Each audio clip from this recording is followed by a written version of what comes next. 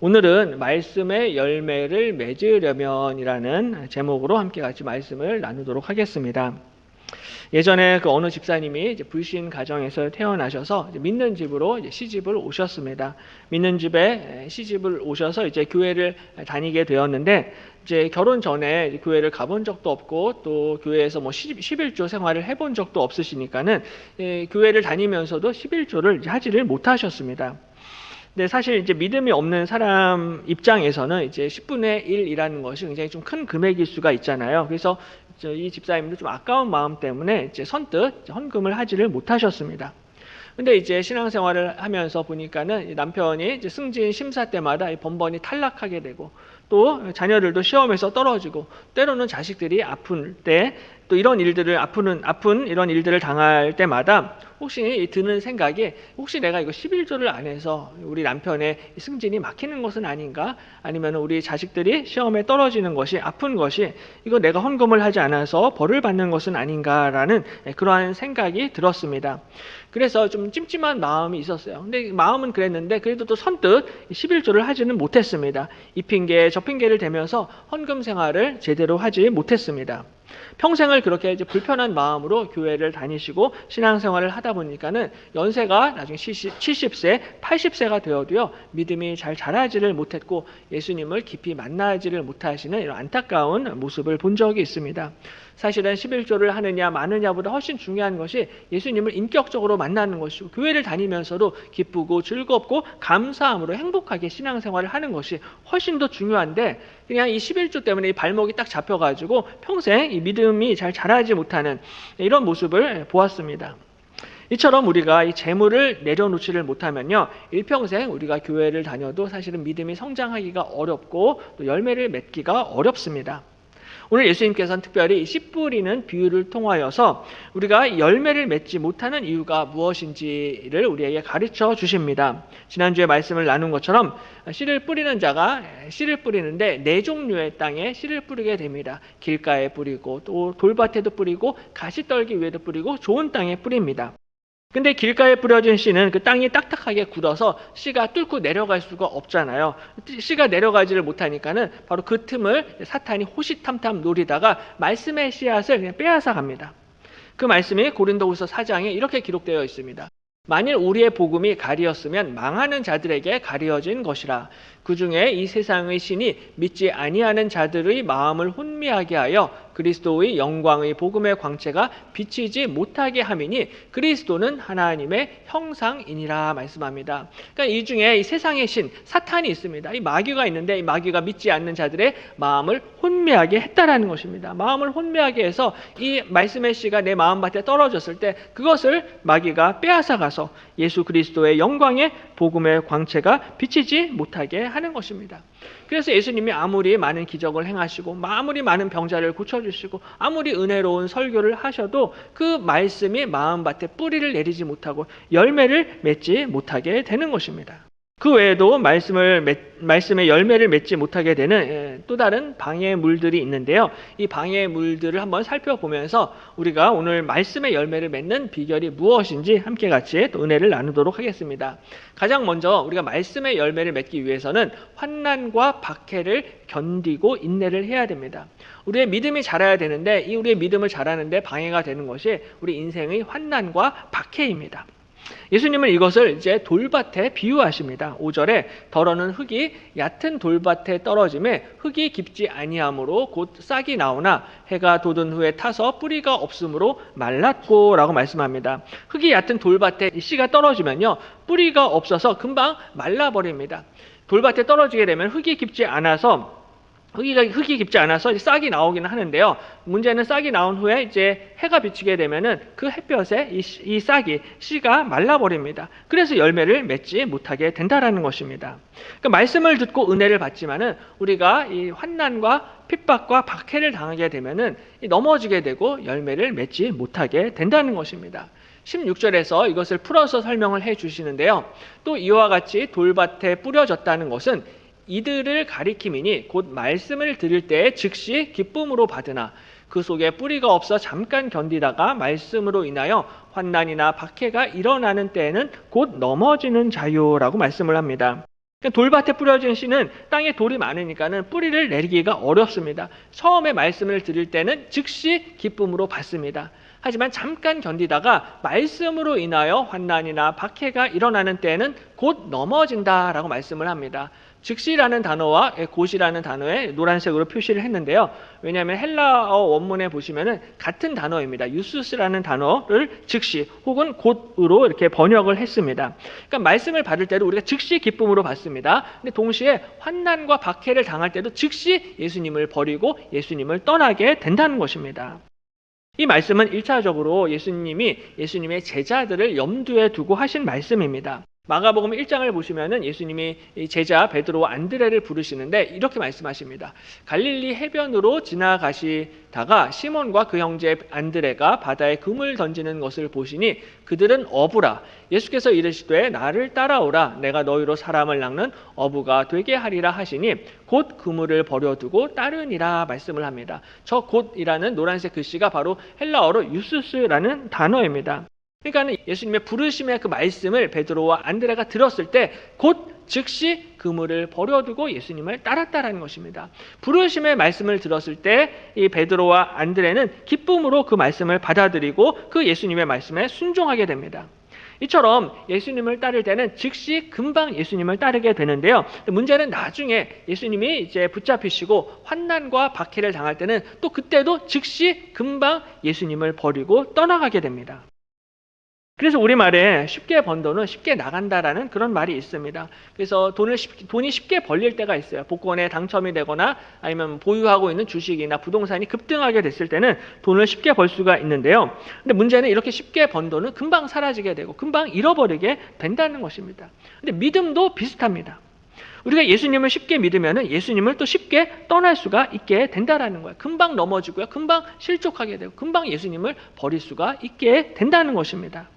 넘어진다라는 헬라어 단어가 스칸달리조라는 단어인데요. 영어에 보면 스캔들이라는 단어가 있습니다. 이 단어가 이 스칸달리조 헬라어에서 나왔는데요. 이 스칸달리조는 실족하다, 범죄하다, 믿음에 이르지 못하다라는 뜻을 가지고 있습니다. 근데 예수님이 이 단어를 나중에 제자들에게 이렇게 이 단어를 사용을 하십니다. 마가복음 14장 27절에 예수께서 제자들에게 이르시되 너희가 다 나를 버리리라. 이는 기록된 바 내가 목자를 치리니 양들이 흩어지리라 하였음이니라 말씀합니다. 그러니까 제자들이 너희가 나중에 나를 다 버리게 될 것이다 라고 예수님 말씀하세요. 저 노란색 글씨로 버리다라는 헬라어 단어가 바로 똑같은 스칸달리조라는 단어입니다. 그러니까 예수님이 십자가에 죽으시고 환난과 박해가 몰려올 때 제자들이 모두 걸려서 넘어지게 되고 예수님을 버리게 된다라는 것입니다. 예수님의 수제자 베드로는 절대로 넘어지지 않겠다라고 호언장담을 했지만은 닭이 2번 울기 전에 3번이나 예수님을 부인하게 됩니다. 그러니까 예수님이 맨 처음에 베드로를 부르셨을 때는 사람을 낚는 어부가 되리라라고 부르셨을 때는 정말로 금방 기쁨으로 그 즉시 그물을 버리고 예수님을 따랐는데 나중에 예수님으로 말미암아 환난과 박해를 당하게 되니까는 또 그 즉시 금방 닭이 울기도 전에 예수님을 3번 부인하면서 예수님을 떠나게 되는 것입니다. 그러니까 예수님께서는 오늘 이 씨 뿌리는 비유를 통하여서 장차 제자들이 당하게 될 환난과 박해를 미리 예언하시고 경고해 주시는 것이죠. 이것은 제자들뿐만이 아니라 오늘 우리에게도 지금 동일한 경고의 말씀을 주고 계십니다. 사실 우리도 쉽게 은혜를 받고요. 쉽게 예수님을 떠날 수 있습니다. 요새 MZ세대들이 이 줄임말을 많이 사용을 하잖아요. 그 많이 쓰는 줄임말 가운데 금사빠라는 말이 있습니다. 금사빠 아시는 분들이 많으실 텐데요. 금방 사랑에 빠지는 사람. 이걸 줄여서 금사빠다라고 이렇게 이야기를 합니다. 근데 이와 비슷한 줄임말로 금사식이라는 줄임말도 있습니다.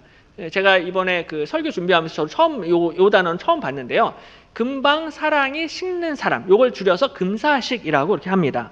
근데 일반적으로 볼 때 금사빠일수록 금사식이 될 가능성이 높다라고 이렇게 이야기합니다. 그러니까 감정이 급속도로 빨리 뜨거워지고 사랑에 빠지게 되면은 나중에 헤어질 때도 급속도로 그 감정이 식고 사랑이 식어져서 헤어지고 이별을 하게 된다는 것입니다. 근데 이것은 금사빠, 금사식뿐만이 아니라 남녀 관계뿐만이 아니라 우리 신앙생활도 비슷할 수가 있다라는 거예요. 교회에서 위로의 말씀, 격려의 말씀을 들을 때가 있습니다. 정말 위로의 말씀, 격려의 말씀을 들으면 이 말씀은 정말로 하나님이 이건 나를 위해서 주신 말씀이다라고 은혜를 받고 감동을 받습니다. 하나님이 정말 나를 이렇게 위로하시는구나. 내가 이렇게 힘들고 어려우니까 하나님이 이렇게 나를 만져주시는구나라고 은혜를 받습니다. 근데 시간이 지나면서 때로는 말씀으로 인하여 내가 손해를 볼 때도 있고요. 불이익을 당할 때도 있습니다. 그러면은 내 믿음이 또 식어지고 넘어지게 될 수가 있다라는 거예요. 마태복음 5장에 보면요, 예수님이 나는 너희에게 이르노니 악한 자를 대적하지 말라. 누구든지 내 오른뺨을 치거든 왼편도 돌려대며 또 너를 고발하여 속옷을 가지고자 하는 자에게 겉옷까지도 가지게 하며 또 누구든지 너로 억지로 오리를 가게 하거든 그 사람과 십리를 동행하고 라고 말씀을 합니다. 인생을 살면서 우리가 악한 일을 당할 때가 있어요. 악한 사람, 나쁜 사람들을 만날 때가 있습니다. 억울한 일을 당할 때가 있어요. 그런 억울한 일을 당하면요, 나도 내가 받은 만큼 돌려주고 싶습니다. 악을 악으로 갚고 싶어요. 근데 우리 예수님께서는 오른뺨을 맞으면 왼뺨을 돌려대라라고 말씀을 합니다. 어떤 사람은 또 나를 고소하고 고발을 해가지고요, 내 속옷까지 빼앗으려는 사람이 있습니다. 그러면 나도 그 사람한테 맞고소해야 되잖아요. 맞고소를 하고 싶은데 예수님께서는 오히려 겉옷까지 벗어주라라고 그렇게 말씀을 하시는 거예요.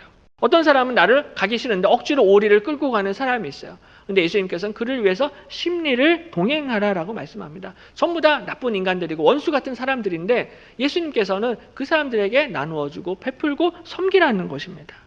그러니까 예수님의 말씀에 순종을 하면요, 당연히 이게 나한테 손해가 되고 불이익이 됩니다. 육체적으로, 정신적으로, 금전적으로 불이익을 당하고 환난을 당할 수 있다라는 거예요. 이런 일들을 당하게 되면요, 우리의 믿음이 흔들릴 수가 있고 또 넘어질 수가 있다라는 것입니다. 그러므로 평소에 내가 은혜를 받을 때 항상 우리가 나한테 좋은 날만 있는 것이 아니라, 내가 항상 은혜 받는 날만 있는 것이 아니라 항상 나에게 환난이 있을 수 있다, 박해가 있을 수 있다라는 사실을 항상 염두에 두고 생각하고 준비를 해야 한다라는 것입니다. 항상 은혜 받을 수만 없고요, 항상 복만 받을 수가 없다라는 거예요. 그래서 흔히들 우리 신앙생활에는 사계절이 있다라고 이렇게 이야기를 해요. 1년에 봄, 여름, 가을, 겨울 사계절이 있는 것처럼 우리 신앙에도요, 사계절이 있습니다. 첫 번째 계절은 은혜와 축복의 계절입니다. 이때는 정말 무슨 말씀을 들어도 다 은혜가 됩니다. 무슨 말씀을 들어도 다 기쁨이 돼요. 그리고 하나님 앞에 무슨 기도를 해도 다 응답이 됩니다. 은혜와 축복의 때가 있습니다.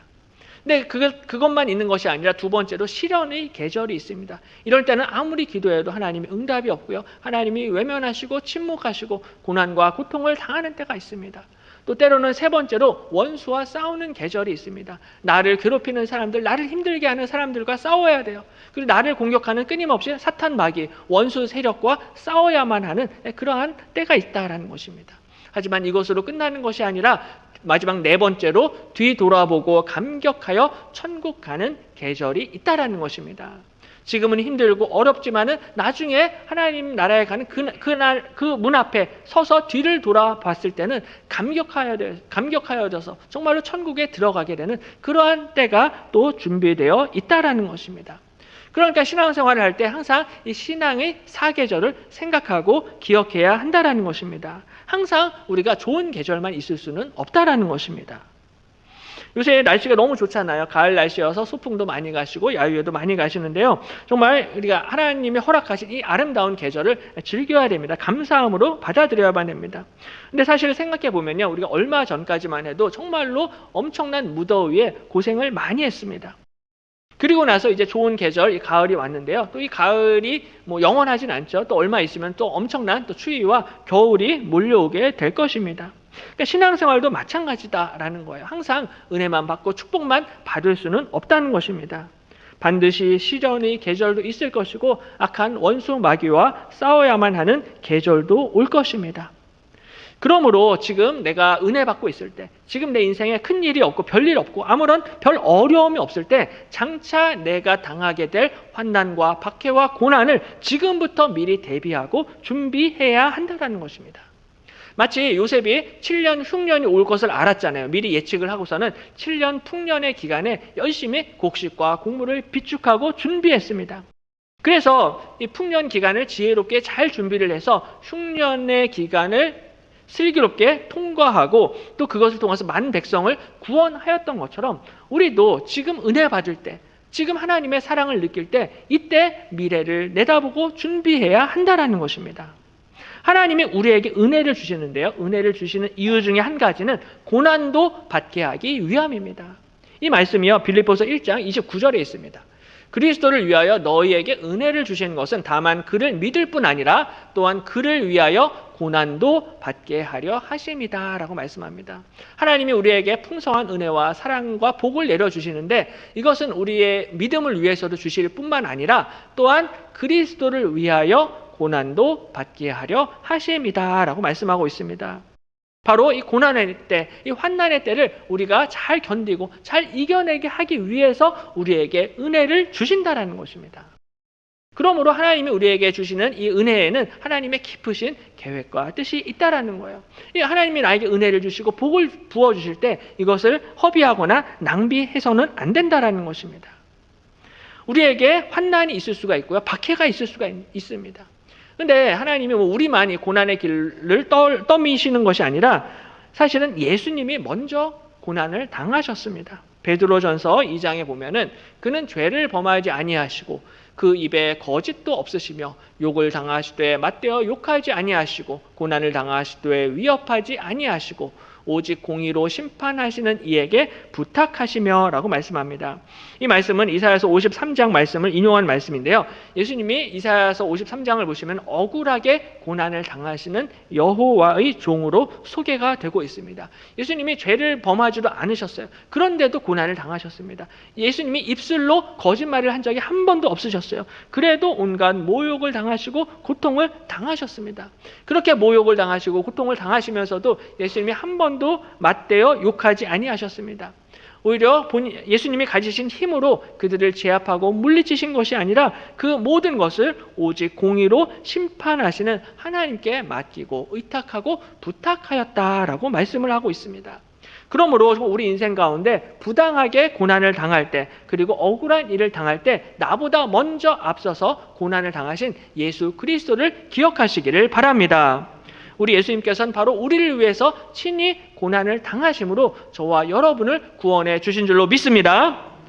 그러므로 우리 역시 예수 그리스도와 함께 고난을 받음으로 하나님의 상속자가 되고 그리스도와 함께한 놀라운 영광에 동참하게 될 줄로 믿습니다.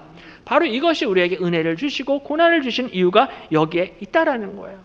환난의 때, 박해의 때 너희를 절대로 포기해서는 안 된다라는 것입니다. 낙심하지 말라는 것입니다. 또 한 가지 우리가 말씀의 열매를 맺기 위해서는요, 이 세상의 염려와 재물의 유혹과 욕심을 물리쳐야 됩니다.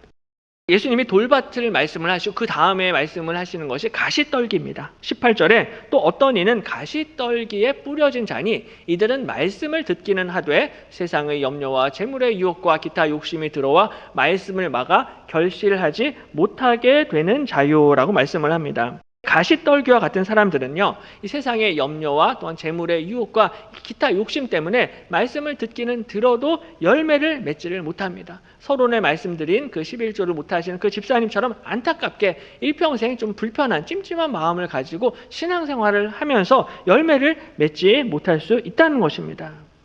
이런 사람이요, 마가복음에도 대표적인 한 사람이 등장을 하는데 나중에 마가복음 10장을 보시면 한 부자가 예수님을 찾아옵니다. 그래서 선한 선생님이요, 내가 무엇을 하여야 영생을 얻을 수 있겠습니까? 라고 예수님께 질문을 합니다. 그러자 예수님이 내가 계명을 안 하니 살인하지 말라, 간음하지 말라, 도둑질하지 말라, 거짓 증언하지 말라, 속여 빼앗지 말라, 내 부모를 공경하라 하였느니라 라고 예수님이 대답하십니다. 그러자 이 사람이 선생님이요, 이것은 내가 어려서부터 다 지켰습니다 라고 자랑스럽게 이야기합니다. 어려서부터 계명을 너무나 잘 지켰던 사람이에요. 교회도 잘 나오고 열심히 봉사도 많이 하고 이것저것 율법과 계명이 부족한 것이 없었습니다. 하지만 예수께서 그를 보시고 사랑하사 이르시되 내게 아직도 한 가지 부족한 것이 있으니 가서 내게 있는 것을 다 팔아 가난한 자들에게 주라. 그리하면 하늘에서 보화가 내게 있으리라. 그리고 와서 나를 따르라 하시니 그 사람은 재물이 많은 고로 이 말씀으로 인하여 슬픈 기색을 띠고 근심하며 가니라 라고 말씀을 합니다. 예수님을 찾아왔던 이 부자는 사실은 모든 계명을 너무나 잘 지켰던 착실한 사람, 성실한 사람이었습니다. 근데 딱 한 가지 부족한 것이 있었는데 이 사람은 자신의 재물을 하나님 앞에 내려놓지를 못했다라는 것입니다. 그 결과 예수님께서 너의 재물을 가난한 자들에게 나누어 주라라고 말씀을 하셨을 때 이 말씀에 즉각적으로 순종을 하지를 못하고요. 슬픈 기색을 띠며 근심하며 예수님을 떠났습니다. 그러니까 이 재물의 유혹과 욕심 때문에 안타깝게도 열매를 맺지를 못하는 것입니다.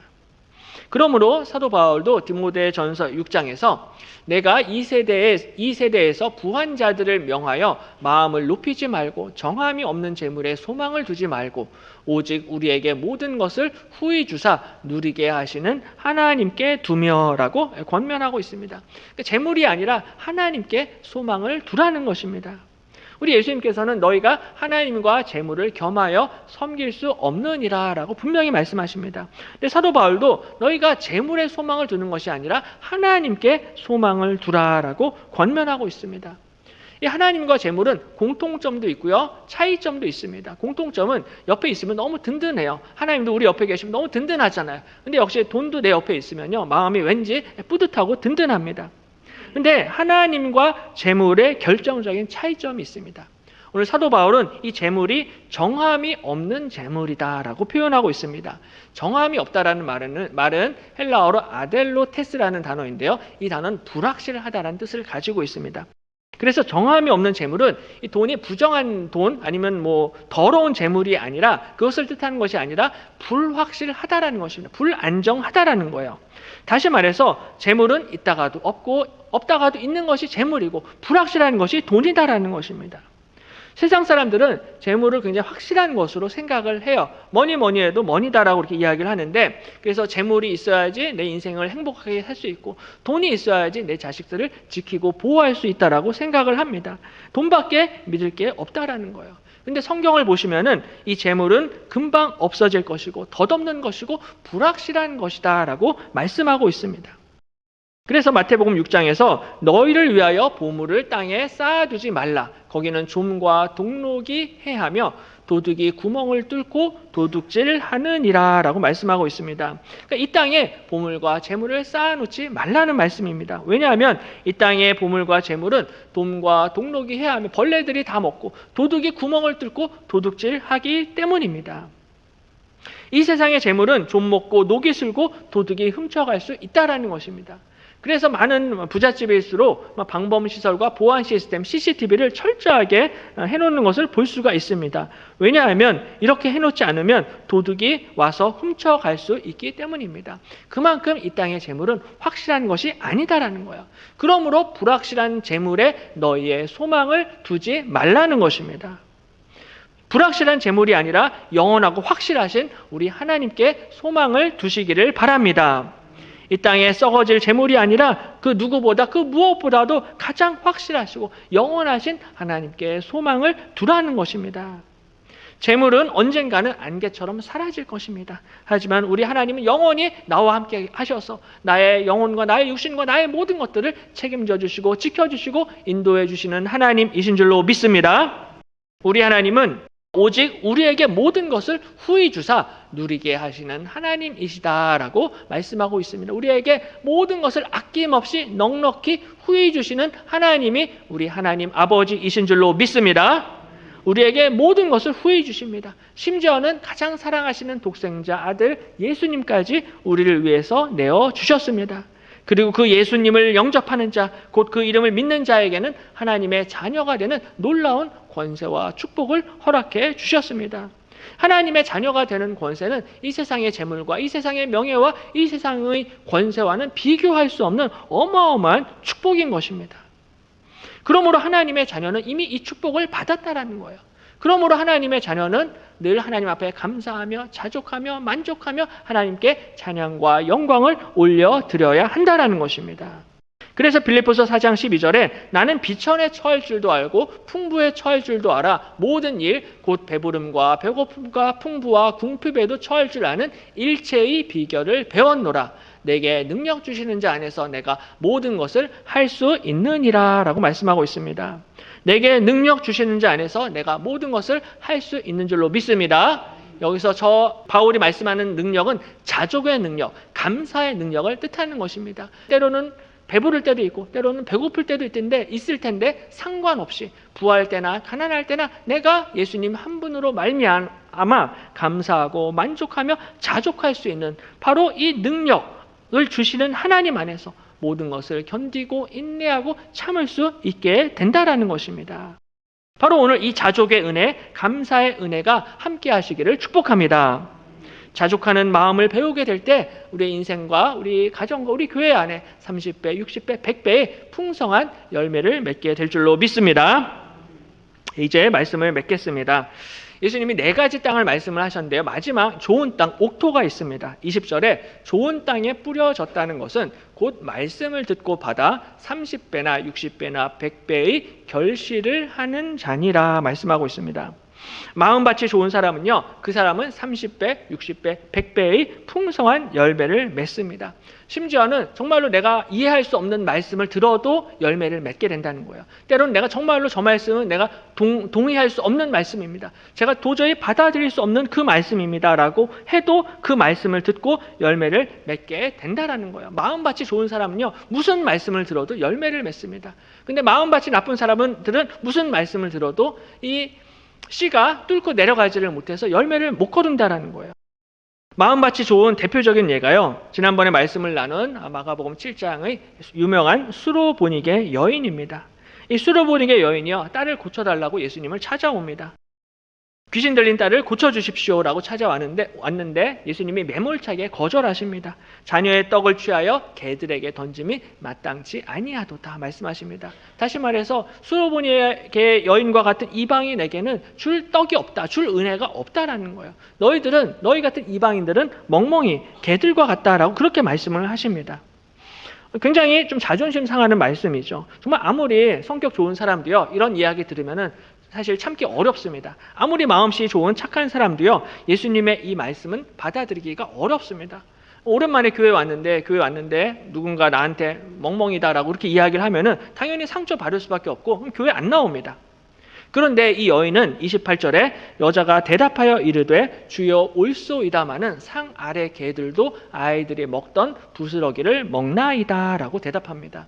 다시 말해서 예수님, 저는 개라도 좋습니다. 아이들이 먹던 부스러기라도 좋사오니 나를 불쌍히 여겨주시고 내 딸을 고쳐주시옵소서. 기도했던 것입니다. 그러니까 이 여인은 예수님이 무슨 말씀을 하셔도 전부 다 이 예수님의 말씀을 아멘으로 받아들이고 그 예수님의 말씀을 받아들이고 인정하고 믿고 주님 앞에 가까이 나아갔던 것입니다.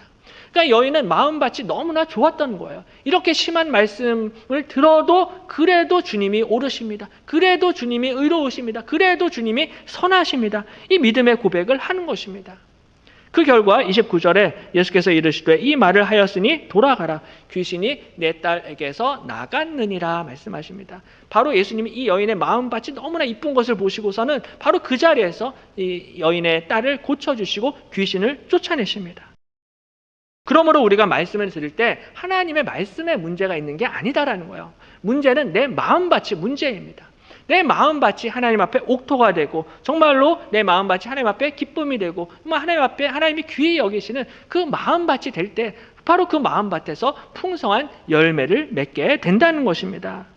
그러므로 내 마음의 묵은 땅을 기경을 해야 되고요. 내 마음 안에 있는 돌을 뽑아내야 되고요. 내 마음 안에 있는 이 가시떨기를 제거해 나가야 된다는 것입니다. 예레미야서 4장에 여호와께서 유다와 예루살렘 사람에게 이와 같이 이르노라. 너희 묵은 땅을 갈고 가시덤불에 파종하지 말라. 유다인과 예루살렘 주민들아 너희는 스스로 할례를 행하여 너희 마음 가죽을 베고 나 여호와께 속하라 라고 말씀하십니다. 아마도 예수님이 이 예레미야 말씀을 아마 보시고서는 찌푸리는 비유를 가르치신 것 같은데요. 뭐라고 말씀하냐면은 너희는 스스로 할례를 행하여 너희 마음 가죽을 베라라고 말씀합니다. 이때 말씀하는 할례는 육신의 할례를 뜻하는 것이 아니라 마음의 할례를 뜻합니다. 그래서 너희 마음 가죽을 제거하라는 거예요. 하나님의 말씀의 씨가 내 마음판에 떨어질 때 우리 마음을 둘러싸고 있는 두꺼운 가죽들이 있습니다. 두꺼운 벽들이 있는데 이것을 먼저 제거하라는 것입니다. 열매를 맺기 위해서는 먼저 내 마음을 갈아엎어야만 한다는 거예요.